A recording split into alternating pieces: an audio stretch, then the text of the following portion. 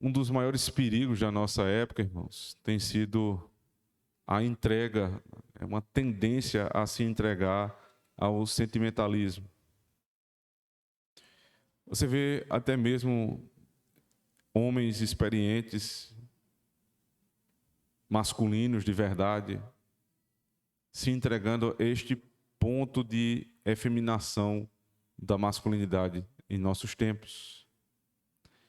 É claro que todos nós temos sentimentos, todos nós devemos ter algum tipo de demonstração destes sentimentos, mas todas as vezes que nós nos entregamos ao sentimento, nós acabamos caindo em grandes perigos. O sentimentalismo é algo terrível, porque é a fonte de muito engano. Uma pessoa que governa a sua vida pelos sentimentos e não pela razão submetida à palavra de Deus, é uma pessoa fraca. É uma pessoa que a todo instante está se enganando e tentando enganar os outros. Isso porque o sentimento não é uma base sólida para a tomada de decisão. O sentimento, por si, ele engana. O sentimento ele é subjetivo, ele não é objetivo. Ele não serve como um critério para que você decida entre uma coisa e outra, por um motivo óbvio. Apesar de ser algo bom que Deus nos deu, sentir é algo bom, mas este sentido precisa estar submetido a algo que seja objetivo, ou seja, a razão. Dessa forma, todas as vezes que eu sinto algo e penso que este meu sentimento fala sobre aquilo que está fora de mim, eu me engano. E eu vou tentar colocar isso em perspectiva. Observe. Quando eu tenho um sentimento a respeito de uma determinada situação perigosa, no caso, usando o próprio caso de Sansão.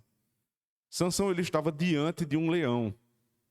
O texto fala que era um filhote de leão, mas que era muito bravo e que veio para cima dele. Ora, o que você sente nesse momento, obviamente, é medo. Naturalmente, a pessoa sente medo. Agora, o que você vai fazer com esse sentimento é outra coisa. Depende de cada um. A maioria, ao ver um leão partindo para cima, teria procurado uma árvore, teria tentado correr. Mas Sansão, ao sentir medo, como qualquer homem sente, ao mesmo tempo veio sobre ele o Espírito do Senhor, que lhe deu coragem para ir para cima do leão e matar o leão. Quando você começa a pensar em sentimento, você percebe que cada pessoa, diante da mesma situação, tem reações diferentes, tem sentimentos distintos. Uns sentem só medo e correm, e outros sentem medo e, ao mesmo tempo, uma coragem de enfrentar. Então, quando você passa a avaliar as coisas pelo seu sentimento, você está falando muito mais sobre si do que sobre a coisa em si. Você está falando muito mais daquilo que está dentro do teu coração do que está fora. Avaliar uma pessoa, né, um amigo, alguém que se aproxima de você, pelo que você sente por ela, é algo extremamente perigoso. Porque diante da mesma pessoa existem sentimentos diferentes. Um sente que aquela é uma pessoa boa e confiável, a outra sente que é uma pessoa não tão confiável assim. E quem estará certo? Pelo sentimento a gente não sabe. Eu preciso perceber melhor, eu preciso entender melhor quem é aquela pessoa. E só então eu vou me relacionar com ela mais próximo ou mais distante. O sentimento é algo que fala muito mais sobre mim do que sobre o outro. Para cada situação, as pessoas agem com sentimentos distintos. Dessa maneira, o sentimento não é um fundamento sólido para a tomada de decisão. Quando você olha e diz, esse é o homem da minha vida. Você acabou de conhecer o rapaz. Como é que ele é o homem da vida? Eu sinto isso. Mas o que você sente não fala sobre ele, fala sobre você. Percebe? Você pode estar plenamente enganada, ou até certa, mas o sentimento nunca será o fundamento dessa tomada de decisão. O homem diz, rapaz, eu gostei de fulano, ele parece ser uma pessoa boa. Parece ser uma pessoa boa, não quer dizer que ela seja, de fato. Porque tudo que você tem, as informações que você tem a respeito daquela pessoa, é só de aparência. O cara mal lhe deu um oi, e você já tomou ali, com base naquilo que você viu, algum tipo de decisão. Em certo sentido, para uma situação muito específica como essa, é necessário que você faça uma leitura inicial. Mas isso não é o suficiente para tomar decisões mais graves. Não se toma decisão com base no sentimento. Quantas vezes, em gabinete, conversando com irmãos nossos, e quando se pede o fundamento da ação ou da reação daquela pessoa, eles estavam, é o que eu senti na hora que era o que eu deveria fazer. É complicado. É muito complicado. Como é que eu vou colocar a minha vida, como é que eu vou lançar a minha família, a mim mesmo, em um determinado ambiente com base em sentimentos? Tomar determinadas decisões com base em sentimentos. Isto é extremamente perigoso. É o que eu vejo, o que eu sinto, o que está dentro de mim. E aí vem as variações, né? Porque o crente, ele sempre acaba pegando o que o ímpio faz e aí coloca um versículo bíblico ou um conceito bíblico ali no meio. Deus falou comigo. Eu sinto que Deus está me levando para... Mas a revelação de Deus, que é a palavra de Deus, diz o contrário que você está me dizendo. Mas eu sinto. E aí você tem um problema seríssimo, porque como é que se sai de uma situação como essa? O sujeito diz que sente, que Deus está falando com ele. Se nós não estivermos muito bem estabelecidos na palavra de Deus, nós iremos inventar esse tipo de subterfúgio. Os pastores estão dizendo, não faça, a lei de Deus diz que não é esse o caminho. Veja aqui o que diz a palavra de Deus. E aí você diz, não, mas eu sinto que isso é certo, que é bom para mim. Deus falou comigo. Deus não fala contigo de maneira subjetiva. Deus não se contradiz. Se Ele falou algo na palavra, Ele não vai desfazer na providência. A providência confirma a palavra. Então os pastores não devem aceitar como motivação ou como fundamento da ação dos irmãos o sentimento. Ou esse tipo de relação íntima com Deus que contraria a palavra. Nós devemos ser guiados por aquilo que é objetivo. Existe uma regra de vida que está na palavra de Deus. E nós seguimos esta regra, que é boa, perfeita, agradável e segura. Mas todo o trabalho do Espírito deste mundo, desta época, é de nos fazer pensar que o sentimento é algo bom. É um firme fundamento para a tomada de decisão. E as pessoas dizem isso. Eu senti de Deus. Eu sinto que essa pessoa é a pessoa da minha vida. Tudo colabora para o contrário, mas ele sente. E assim se perde. Veja o que é que aconteceu com a história de Sansão.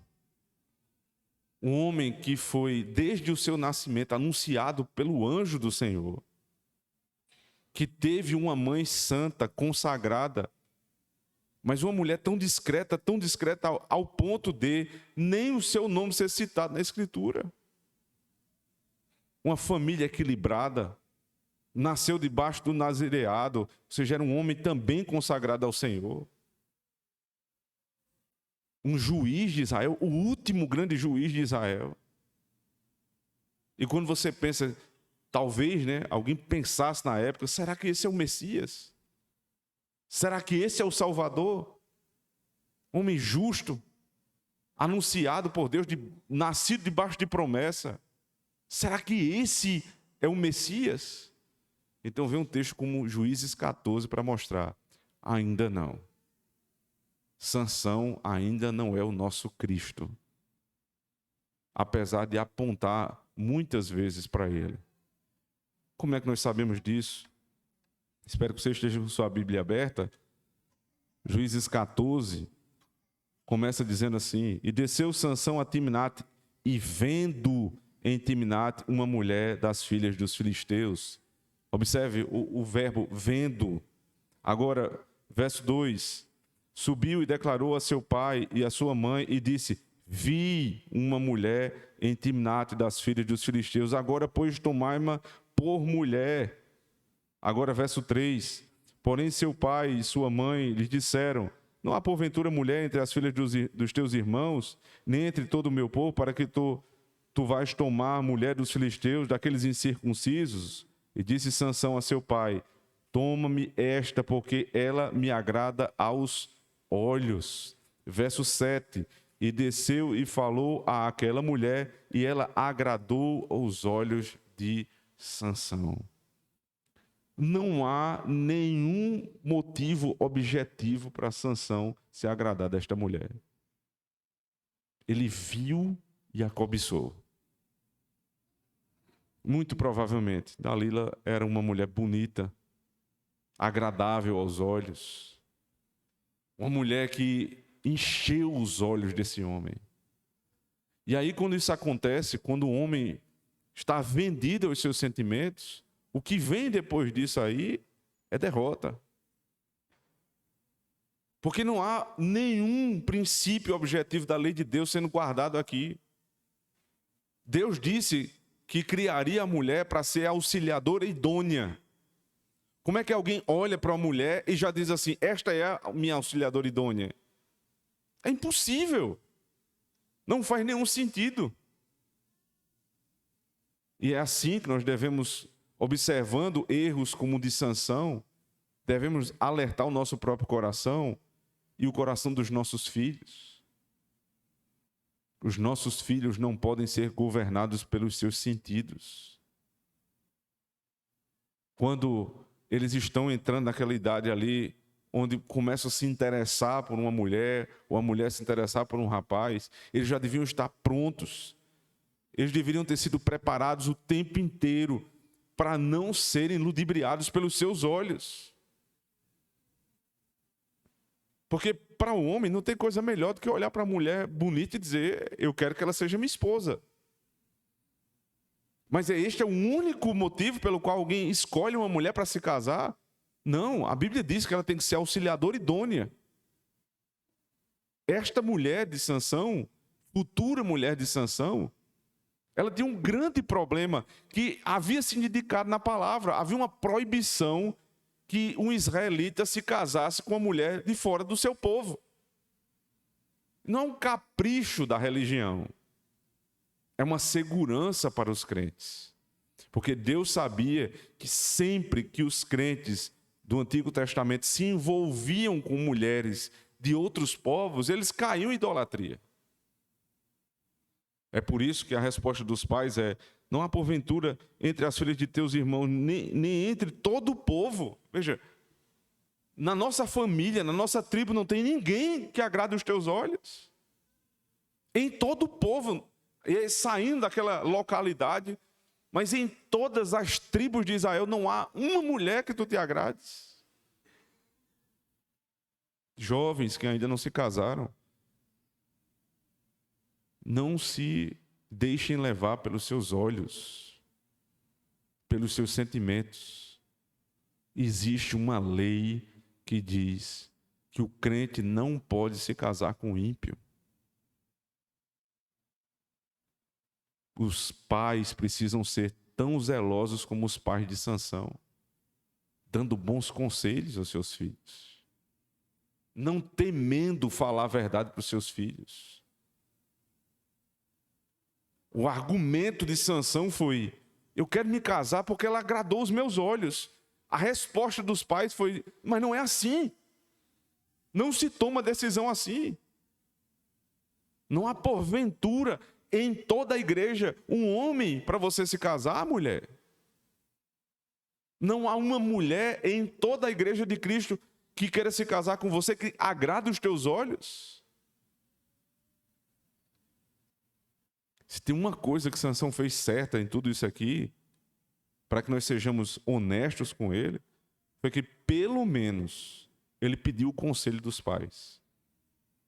Quando ele se agradou no verso 1, observe, ele viu a mulher, os olhos dele se encheram rapidamente. Veja, verso 2, subiu e declarou a seu pai e a sua mãe. Ele observa a mulher, ele se agrada da mulher, mas ele não toma nenhuma reação. Nós estamos falando aqui de um homem. Isso é o respeito ao 5º mandamento. Existe na natureza da relação entre pais e filhos uma certa propriedade. É como se os filhos fossem como propriedade dos seus próprios pais, em um sentido. É por isso que você diz, é meu filho. Você usa um pronome possessivo, é meu, eu o tenho. Porém, esta propriedade, ela é temporária. Porque depois você vai ceder, se for homem, a sua própria autonomia, ele vai governar uma outra casa. E é por isso que o trabalho no treinamento dos filhos homens é diferente do treinamento de uma filha mulher, porque ele vai ter que assumir uma outra casa, ele vai ter que exercer essa propriedade sobre um outro lar, mas o da mulher não, é uma transferência desta propriedade, nesses termos que eu estou falando. Obviamente não é um objeto, mas é no sentido da relação. É minha esposa. Antes é filha do pai. Depois, quando ela cresce e casa, ela é esposa de fulano. Quando um filho que está debaixo dessa relação de propriedade do pai, de ser seu filho, ele intenta um casamento sem pedir o conselho e o consentimento dos seus pais, ele quebra o 5º mandamento. Mas ele quebra o 5º e quebra o 8º. Porque ele está roubando a propriedade do próprio pai. Ele quebra a honra e quebra a propriedade. Deus deu um filho para, sob consentimento do pai e debaixo dos conselhos do pai, se casar. Então, filhos, até aqueles que ainda são crianças, lembrem disso. Vocês só devem se casar debaixo do conselho e do consentimento dos seus pais. É direito deles opinar. É dever também, mas é em primeiro lugar direito dos pais. Os filhos, quando chegarem na idade adulta, que estiverem interessados por um rapaz, a moça interessada por um rapaz, o rapaz interessado por determinada moça, ao vê-la, ele não vai lá ganhar o coração daquela mulher. Ele não pode fazer isso.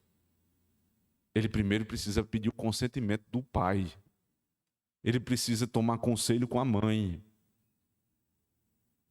Você chega em casa e conta para os seus pais, inclusive se não forem crentes, eles também têm esse direito.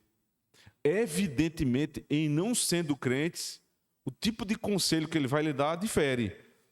Mas Deus dá até os pais descrentes uma certa sabedoria para isto. E naquilo que eles estão corretos, você deve ouvi-los. Mas muito mais se os teus pais forem crentes. Você deve se submeter ao conselho e ao consentimento dos pais. Os pais, por outro lado, eles devem dar conselhos, eles devem consentir, mas eles não devem impedir de maneira indevida que os seus filhos se casem. Esta propriedade, né, ela é limitada pelo tempo e ela é limitada também pela lei de Deus. Então o teu filho não é um objeto para você colocar debaixo da cama e dizer aqui vai ficar comigo o resto da vida. Não é assim.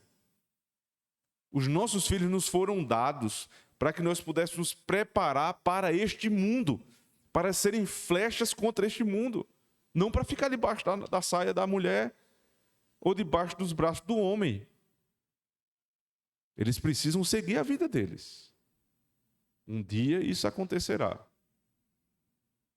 Então nós devemos, observando o que diz a lei de Deus, e entendendo quem é aquela pessoa que ele está interessada, dar bom conselho. Instruí-los, dizer, talvez essa mulher seja uma boa pessoa para você, eu conheço os pais, eu sei como eles vivem, eu conheço a igreja, eu sei como é que eles andam normalmente. É uma família que nós já conhecemos há tanto tempo, então nós temos boas informações, referências, e você vai guiando. Inclusive, quando há o consentimento para o primeiro passo, isso não quer dizer que você já liberou para casar. Você liberou seu filho, sua filha, para conhecer aquele rapaz ou aquela moça. E aí o rapaz e a moça devem se interessar mais até pela família do pretendente do que pela pessoa inicialmente. Ganhar o coração do pai dela, o coração da mãe dela, em ver como é que as coisas são tratadas na casa, como é que aquela família ela vive. E aí você volta para casa e pede a orientação aos seus pais. Olha, eu vi isso e isso, o que é que o senhor acha? E seu pai vai, ao longo do tempo, os dias vão se passando e vocês vão se conhecendo e percebendo. Isto é namoro. Isto é que um crente faz ao namorar. Conhecer a outra parte. Manter um relacionamento santo e sábio. E se perceber ao longo desse processo que aquela não é uma auxiliadora idônea para si, ou este homem não vai ser um bom provedor para a sua casa, ela se afasta. Sem prejuízo se afasta. E segue a vida dela. Mas os pais estão sempre por perto. Não é à toa que no convite de casamento, quem convida as pessoas que estarão lá, quem convida as famílias que se farão presentes, não é o noivo e a noiva. São os pais. Os pais de fulano e os pais de ciclano convidam a tua família para estar naquele determinado dia e hora onde acontecerá a cerimônia de casamento. Porque eles estão supervisionando. Eles estão orientando. Pelo menos, isso em tese. Pelo menos restou ainda no convite de casamento este princípio. Mas no meio dos crentes deve sempre ser assim. São os pais que dão seus filhos em casamento, suas filhas em casamento. E os filhos deixam a casa debaixo do conselho e consentimento dos seus pais. Aí está um exemplo de Sansão para todos os filhos. Sansão aqui aponta para Cristo. Cristo nunca fez nada que não fosse debaixo da vontade do seu pai. Ele não escolheu uma noiva qualquer. Foi a que o pai dele separou. Se você ler Efésios, capítulo 1, a partir do verso 3 até o verso 14, ali há a estrutura da salvação. E na estrutura da salvação, nesta organização sistemática da salvação, primeiro vem o pai. E a função do pai na salvação é escolher. A tão debatida, teologia da eleição, da predestinação, ela nos serve para entender, inclusive, este ponto. A noiva de Cristo foi escolhida pelo pai. O povo eleito que veio a ser chamado noiva, mulher, esposa de Cristo, foi o pai que deu, foi o pai que escolheu. E o filho foi lá e casou. O filho foi lá e morreu por ela, para se casar com ela. Os filhos não se casam sem o consentimento e o conselho dos pais. E os pais não proíbem os seus filhos de casar de maneira indevida. Mas só proíbem quando a palavra de Deus diz que não pode. Não é porque eu sinto, é porque eu tenho um fundamento objetivo na palavra para dizer, meu filho, não case ou case. O texto continua, verso 4, mas seu pai e sua mãe não sabiam que isto vinha do Senhor, pois buscava ocasião contra os filisteus, porquanto naquele tempo os filisteus dominavam sobre Israel. Desceu, pois, Sansão com seu pai, com sua mãe, a Timnate, e chegando às vinhas de Timnate, eis que um filho de leão, rugindo, lhe saiu ao encontro. Veja, nesse verso 4, quando a gente lê, inclusive até há uma discussão aqui sobre quem é o sujeito da frase, mas seu pai e sua mãe não sabiam que isto tinha vindo do Senhor, pois buscava quem? Pois buscava ocasião contra os filisteus. Quem estava buscando a ocasião contra os filisteus? Os pais? Óbvio que não. Quem buscava a ocasião contra os filisteus era Deus. Então, quando é dito que isto vinha do Senhor, este casamento misto vinha do Senhor, a primeira hora pode ser que você leia e diga assim, mas Deus está se contradizendo com a lei. Ele diz que não pode se casar, mas este casamento, ele vem do Senhor? Um casamento entre um crente e um descrente? Como é que a gente explica isso aqui? Deus usa a maldade e o pecado do homem para que o seu plano eterno, imutável, santo e bondoso se concretize. Este é o grande ponto. Se você lembrar do que aconteceu na história de José, José, ele era um homem bom, com o testemunho do seu próprio pai. E foi vendido pelos seus irmãos. E foi humilhado até chegar à prisão. E da prisão ele foi exaltado até ser governador de todo o Egito. Quando ele estava na sua posição de exaltação, os seus irmãos foram até o Egito em busca de alimento e encontraram José. E temeram que José fizesse maldade. Lembre o que foi que José respondeu a eles. Gênesis capítulo 50, verso 20. Vocês intentaram o mal contra mim, mas Deus intentou o bem. Não é que Deus transformou o mal em bem, não é isso. O mal é mal. Mas Deus usou a maldade de vocês para fazer uma coisa boa. Por isso que hoje eu sou governador.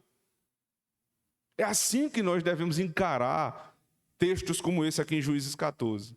Deus usou o mal de Sansão em ser dirigido pelos seus próprios sentidos e não pela lei, para, buscando ocasião para derrotar os filisteus, usar a maldade de Sansão. Percebe?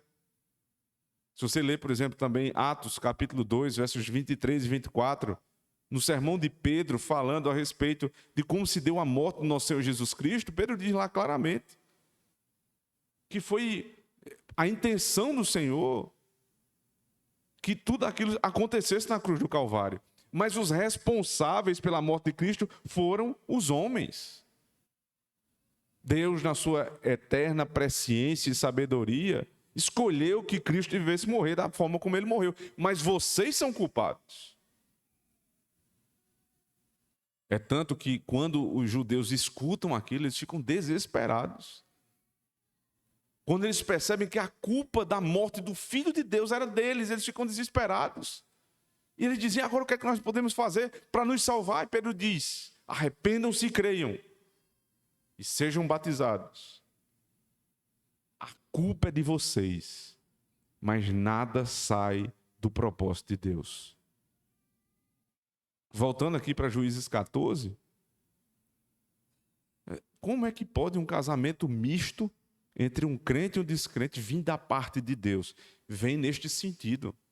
Deus buscava a ocasião para derrotar os filisteus. Qual foi a ocasião que ele percebeu ali e disse, esta é uma boa ocasião? A maldade de Sansão.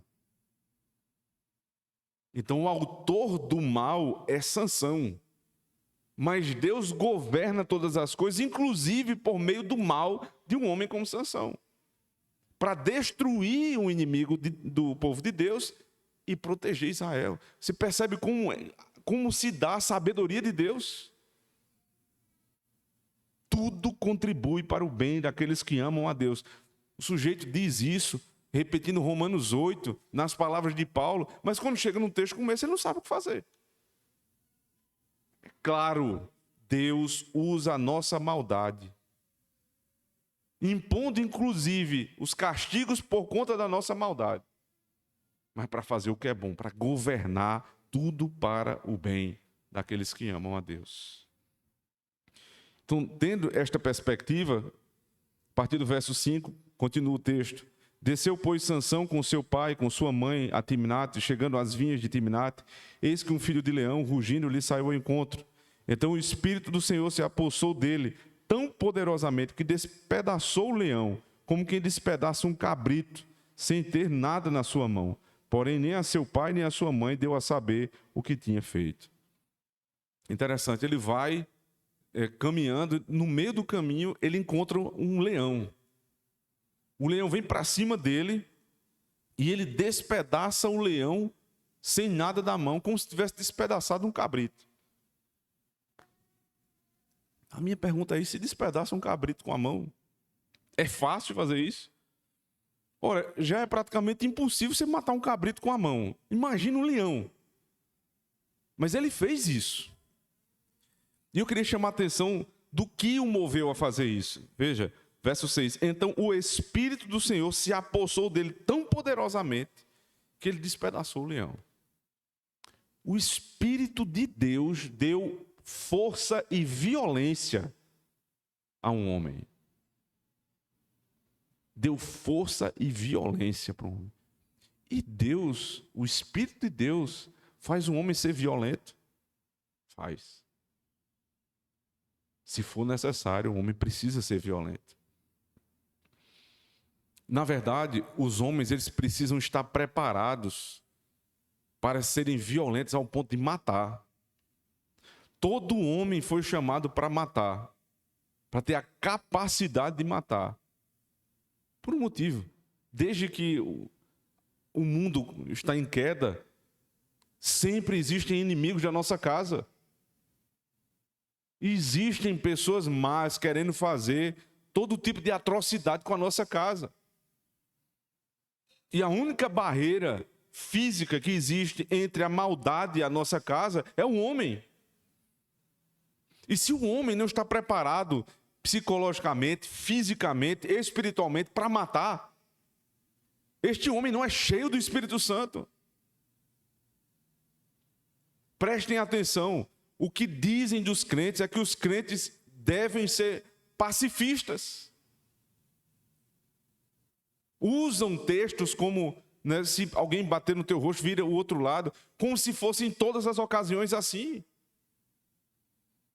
Mas se alguém vai entrar na tua casa, se alguém vai fazer mal aos teus filhos, à tua esposa, você tem obrigação de impedir o mal. E se você não fizer, você não é um homem cheio do Espírito. Homens cheios do Espírito têm força e violência, mas só usam da maneira correta. Para proteger, para guardar. Porque esta é uma ocasião para demonstrar amor ao próximo. Eu me refiro primeiro à nossa casa, mas não é somente a nossa casa. Se nós vamos passando por um determinado lugar e alguém está fazendo mal ao outro, a nossa obrigação é ir lá e repelir o mal. Mas se nós colocarmos na nossa cabeça essa posição pacifista, que muitas vezes tem entrado de maneira equivocada, herética até, dentro das igrejas, os ímpios vão tomar conta das nossas casas. Vão tomar conta das nossas igrejas. Porque a efeminação dos homens é algo terrível. Homens cada vez mais governados totalmente pelo sentimentalismo, pelos confortos. E por esse pensamento de que eu não preciso ser violento, eu não preciso ter força, eu não preciso estar preparado para essas coisas. Isso está errado. Deus te livre, Deus livre a tua casa de um dia alguém intentar o mal, se você não estiver preparado, meu irmão. Nós devemos utilizar de todos os meios lícitos para barrar o mal. Proteja a sua casa. Faça da sua casa o lugar mais seguro possível, dentro das suas condições. Use todos os instrumentos possíveis para evitar que alguém queira entrar na tua casa. Coloque barreira, cerca, alarme, câmera, tudo que você puder. Pense que se alguém entrar ali, mesmo com todo esse aparato, o que você faria se alguém entrar na tua casa? Eu estou falando aqui para os homens. Se prepare, esteja disposto, fisicamente, espiritualmente, para zelar pela tua casa. Porque quando um leão foi para cima de Sansão, ele rasgou o leão no meio. Imagina esta cena. Um homem sem nada na mão, rasgar um leão no meio. E foi o Espírito Santo que deu essa força a ele. Então o texto continua, verso 7. Desceu e falou àquela mulher, e ela agradou aos olhos de Sansão. Depois de alguns dias voltou ele para tomá-la, e apartando-se do caminho para ver o corpo do leão, eis que no corpo morto do leão havia um enxame de abelhas com mel. E tomou-o nas suas mãos e foi andando e comendo dele. E foi a seu pai e a sua mãe, e deu-lhes do mel e comeram, porém não lhes deu a saber que tomara o mel do corpo do leão. Ele volta para lá, quando ele estava andando com os pais, desvia do caminho para dar uma olhada como é que está o leão. Até para lembrar o que tinha acontecido, né? Que coisa, que cena marcante para Sansão. E quando ele chega lá, tem um enxame de abelhas em cima do leão, da carcaça do leão, e tinha mel. A terra de Canaã era conhecida como terra que mana leite e mel. Então tinha muita abelha lá. Mas quem enfrentou um leão, o que é um enxame de abelha perto de um leão? Sei lá o jeito que ele deu. Eu sei que tinha um enxame de abelhas lá e ele foi para cima do enxame de abelhas. E as abelhas, parece que até a abelha tinha medo de Sansão. Ele dominava a terra. Percebe isso? Assim deveríamos ser nós se não houvesse o pecado. Todos os animais deveriam se submeter aos homens, que são, por natureza, os gerentes, subgerentes de Deus na terra. E Sansão teve esse poder do Espírito de acabar com o leão, depois partir para cima do enxame de abelhas. Isso passa a ser, inclusive, um símbolo, um sinal daqueles que são eleitos de Deus para a liderança. Porque Davi, quando estava diante de Golias e pediu para lutar contra Golias, disseram: você nunca teve experiência com guerra, Davi, tu é um menino. Aí Davi disse: não, eu ia passando uma vez pelo campo e um leão veio para cima de mim e eu matei o leão. E outra vez veio um urso e eu matei o urso. Então quem é esse incircunciso filisteu para vir atentar aqui contra o exército de Deus vivo? Se eu matei um leão e o urso, quanto mais esse bobão. E foi para cima daquele homem. E aí, quando Jesus Cristo estava iniciando o seu ministério público, o leão rugidor veio para cima dele, Mateus 4, e por 4 vezes atacou o Senhor. E ele respondeu com a palavra e derrotou e matou o leão. E ele, que é o leão da tribo de Judá, venceu.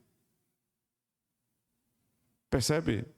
Deus estava treinando estes homens em batalha para batalha. E Deus deu a eles força para vencer os inimigos de Deus. Depois disso, o que acontece é que eles agora vão para a cerimônia de casamento de Sansão com Dalila. Verso 12. Disse-lhe, pois, Sansão: eu vos darei um enigma para decifrar. E se nos 7 dias das bodas o decifrardes e descobrirdes, eu vos darei 30 lençóis e 30 mudas de roupas. E se não puderdes decifrar, me dareis a mim 30 lençóis e as 30 mudas de roupas. E lhes disseram: dá-nos teu enigma a decifrar para que o ouçamos. Então lhes disse: do comedor saiu comida e do forte saiu doçura. E em 3 dias não puderam decifrar o enigma. Aqui eles estão diante de uma festa. Era uma festa onde uma família de crentes estava lá, e é uma festa onde tinha também uma família de ímpios. Eles não deveriam estar se casando pela lei de Deus. Sansão era um nazireu, que tinha algumas restrições, por exemplo, ele não podia comer determinados tipos de alimento e não podia beber vinho. E na festa só o que tinha era vinho. Um judeu normalmente bebia, mas ele não bebia porque estava debaixo do voto de nazireado. Mas mesmo assim ele não se contaminou na festa. Ele estava na festa e não se contaminou. Veja o que é que Henry diz a esse respeito. Sansão sujeitou-se ao costume dos pais, do país, aliás, em fazer uma festa das suas solenidades nupciais, que continuou por 7 dias. Embora fosse nazireu, ele não se contaminou de forma alguma ao participar de uma cerimônia dessa natureza, pelo fato de ser singular, mas participou porque assim o costumavam fazer os jovens em ocasiões como essas. A religião não condena os costumes inofensivos dos lugares onde vivemos. Na verdade, é uma vergonha para a religião quando aqueles que a professam dão motivos justos para serem chamados de avarentos, sorrateiros e sombrios. Um bom homem deveria esforçar-se para tornar-se, no melhor sentido, uma boa companhia. Não é bom para a nossa religião que não participemos de festas inofensivas. É ruim. Porque muitos vão ficar pensando, eles são esquisitos, eles são avarentos, eles não gostam de gastar, são sorrateiros, eles não se misturam com ninguém. Veja, uma coisa é você não ter amizade profunda, próxima com os ímpios, mas você não participar de nada da vida social. Que coisa louca! Nós não somos uma seita que vive separado de todo mundo. Nós nos separamos nos costumes. Mas as boas festas sociais que nós somos convidados, nós deveríamos participar. E ir para lá e brincar e aproveitar a festa como faziam os nossos irmãos em todas as épocas. E isso não quer dizer que nós vamos nos contaminar. Nosso Senhor Jesus Cristo, seu primeiro milagre, o primeiro milagre, João capítulo 2, foi numa festa de casamento. E sabe o que é que tinha faltado na festa de casamento? Foi bolo, não. Tinha faltado vinho. E o Senhor transformou água em vinho, para que a alegria da festa não terminasse. Vocês acham que aquelas pessoas que estavam tomando vinho ali era suco de uva? Como é que suco de uva alegra? Lê o Salmo 104 e veja que Deus dá aos filhos dos homens não somente a comida, mas dá o azeite que ilumina o rosto e o vinho que alegra o coração. Portanto, a alegria que estava lá era assim uma mudança de espírito. O que Deus deu àqueles homens ali foi um alívio. Em meio a tantas cargas que nós carregamos, Deus nos dá pequenos alívios. Festa de casamento, festa de aniversário, festa de formatura, mas não para a gente ir fazer uma festa de formatura como se faz hoje. Nem fazer festa de casamento como muitas vezes se faz hoje. Mas para participarmos de uma forma santa, alegre, descontraída, comendo, bebendo e nos alegrando com os nossos irmãos. Nós não somos esquisitos, irmãos, excêntricos. Nós somos cristãos. Esta terra é nossa. Como é que Deus nos dá algo na terra e a gente não pode comer nem tocar? Nós devemos usar de uma maneira moderada, sábia, justa, santa. Isto é bom para a nossa religião.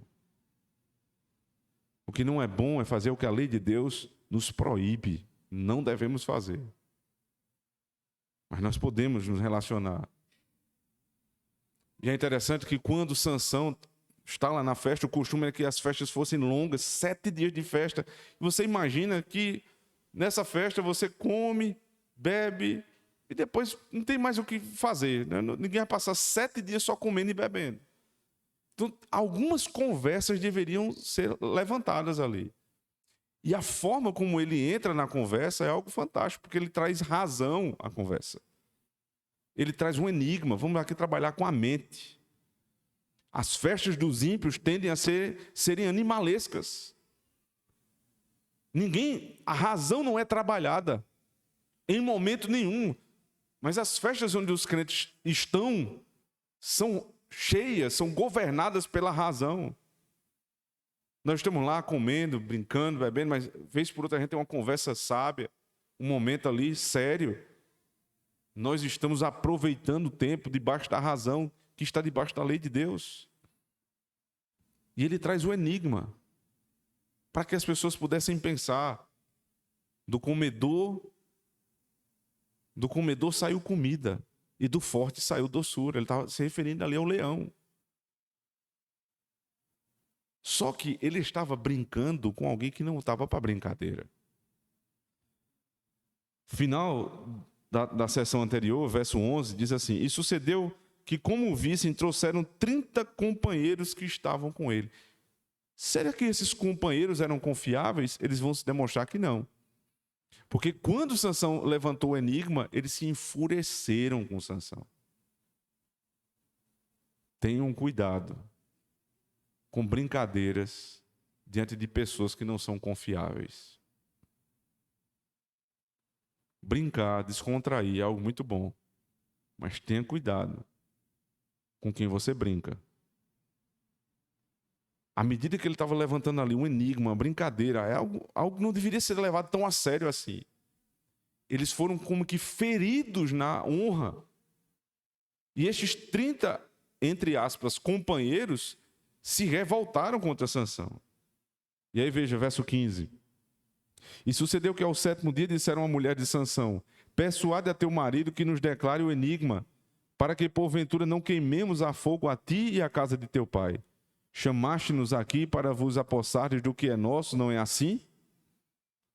Eles foram lá na mulher de Sansão e pressionaram ela para que ela fosse perguntar ao marido. Pressionaram para ela traí-lo, ainda na festa de casamento. Você trouxe esse homem para cá, este forasteiro para cá, para que ele tomasse o que é nosso.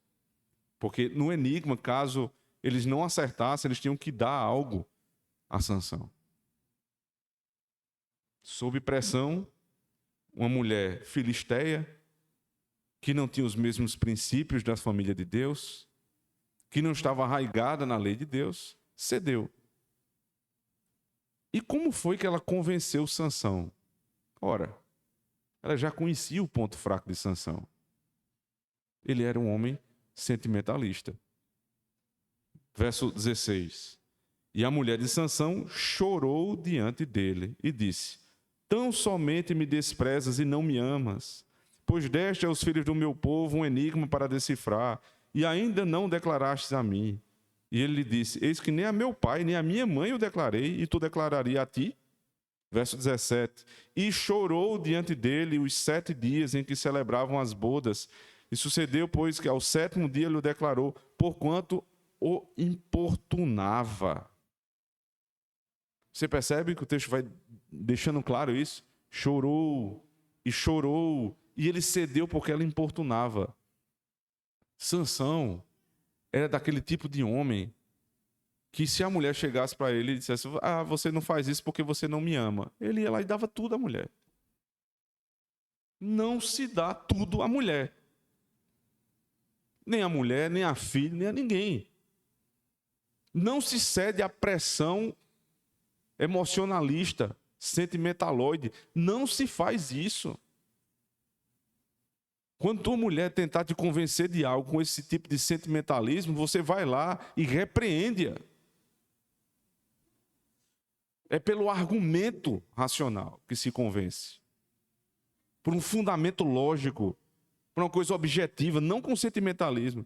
Está chorando, vai acabar a lágrima todinha aí, vai molhar o piso, mas eu não vou fazer o que você quer. Mas bastaram alguns dias de choro para ele ir lá e ceder o que a mulher queria. Não se faz o que a mulher quer por pressão, por importunação. Porque aqui ficou demonstrado que ele não era somente um homem sentimentalista. Ele era um homem que sempre procurava o conforto. É um sujeito que não quer confusão com ninguém. Pressionou ele, ele faz o que você mandar. Ele quer se livrar ali dos problemas. E acaba arrumando um problema muito maior para si. Os homens não devem se livrar dos problemas desse jeito. Os homens devem enfrentar os problemas. A mulher está chorando, está importunando. Você vai lá e conversa com ela, repreende no que ela está errada. Explica a ela por que não fazer o que ela quer que você faça. E se ela continuar chorando, deixa chorar, uma hora para. Se teu filho faz isso também, deixa chorar. Agora, para onde teu filho quer, tu vai. O que o teu filho quer, tu dá. O que é que vai acontecer? Ele já está aprendendo o caminho de conseguir as coisas. Só que ele tem um problema. Porque quando ele chegar no mundo e for querer chorar para o mundo, para o patrão dele, para a empresa dele, para os negócios dele, e com sentimentalismo querer importunando as pessoas conseguir aquilo que está no coração dele, o mundo não vai aceitar isso. E ele vai se deprimir. Ele vai ficar sem entender porque não estão fazendo o que ele quer. É porque a vida não é assim. Então o texto continua, verso 18, disseram, pois, a Sansão os homens daquela cidade, ao 7º dia, antes de se pôr o sol, que coisa há mais doce do que o mel, que coisa há mais forte do que o leão? E ele lhes disse, se vós não lavrasseis com a minha novilha, nunca teríeis descoberto o meu enigma. Então o Espírito do Senhor tão poderosamente se apossou dele, que desceu aos ascalonitas, e matou deles 30 homens, e tomou as suas roupas, e deu as mudas de roupas aos que declararam o enigma. Porém, acendeu-se a sua ira e subiu à casa de seu pai. Ele tinha uma dívida agora. Mas ele estava tão furioso, que mais uma vez o Espírito de Deus se apossou dele. Ele foi lá, matou 30 homens, tomou a roupa deles, do povo, dos próprios filisteus, né, próximos ali aos filisteus, e deu a eles. Imagina o tamanho do medo que os filisteus ficaram de Sansão. Mas na hora que ele entregou a roupa, o texto termina dizendo, no verso 19, porém acendeu-se a sua ira e subiu à casa do seu pai. E no verso seguinte, e a mulher de Sansão foi dada ao seu companheiro, que antes o acompanhava. Quem consegue as coisas por mero sentimento, quem decide o que fazer simplesmente pelos seus sentidos, perderá todas as coisas pelos próprios sentidos. Dalila, essa mulher, nunca foi uma mulher confiável. Quando Sansão percebeu onde ele estava se metendo, ele deixou a mulher e foi embora. O verso seguinte já diz que em seguida ela se casou com outro. Ela não amava o marido dela. Ela não foi pedir desculpa a ele, ela não se arrependeu, nada, absolutamente nada. Ela foi dada para outro homem que acompanhava Sansão.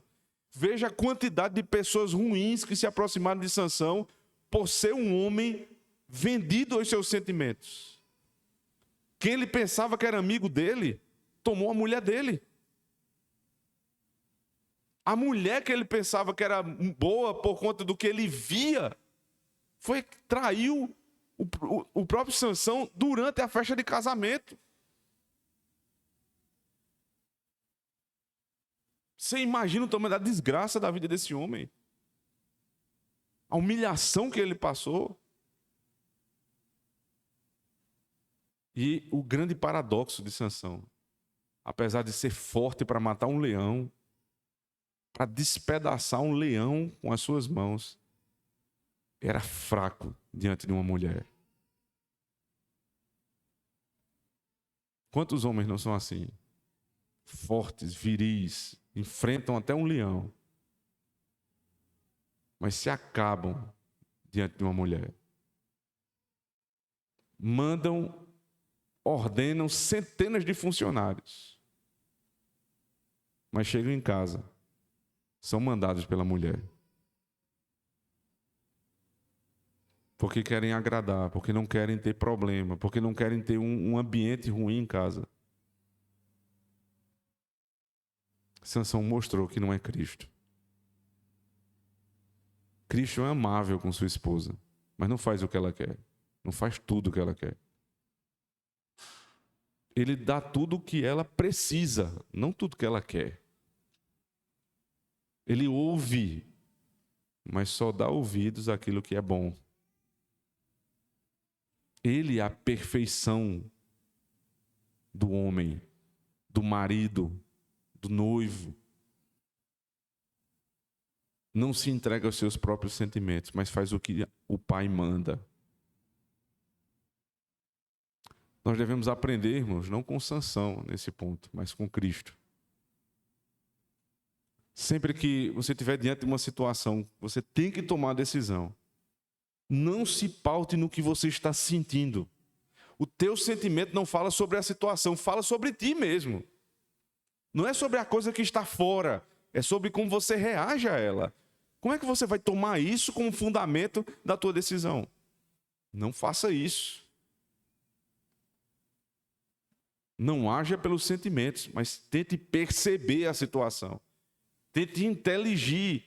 Use a razão. A razão submetida à lei de Deus é a forma mais segura de tomada de decisão. Quando você fizer isso para si mesmo, comece a ensinar os seus filhos, comece a ensinar a sua esposa como se age, como se toma decisão, explicando mesmo, dando caso prático. Porque é uma grande derrota da nossa época, mais do que qualquer outra, é viver pautado no que nós sentimos. É ruim, faz mal e as consequências são terríveis. Nós devemos rogar a Deus que nos ajude, irmãos, a todos os dias tomar as nossas decisões pautadas na lei de Deus, com racionalidade, com sabedoria, e não meramente por conta dos nossos sentimentos. Sentimentos são enganosos. A lei de Deus é segura. Amém. Oremos ao Senhor. Nós damos graças a Ti, ó Deus, porque Tu nos deste a Tua palavra com sabedoria. O Senhor nos instruiu esta manhã. E nós sabemos que se formos deixados diante das muitas situações deste mundo, Senhor Deus, para tomarmos decisões de acordo com o que nós sentimos, estamos perdidos, Senhor. Seremos os mais desgraçados dos homens. Nos ajuda, Senhor Deus, a como Cristo tomar suas decisões pautadas na Tua palavra, na vontade do Senhor e não na nossa. Nos ajuda também a ensinar, Senhor Deus, aqueles que estão debaixo da nossa proteção a serem assim também, para que os nossos filhos pisem de maneira firme neste mundo, não sejam vacilantes. Que as nossas esposas, Senhor Deus, não queiram nos importunar, nos achando fracos, ao ponto de, por conta do choro ou de reclamação, conseguir algo das nossas mãos. Mas que todos nós estejamos pautados nas decisões de acordo com a Tua lei, para a glória do Senhor e para o nosso próprio benefício. No nome de Cristo nós oramos. Amém. Convido a igreja a se colocar de pé, nós vamos cantar o Salmo 3 em resposta à pregação.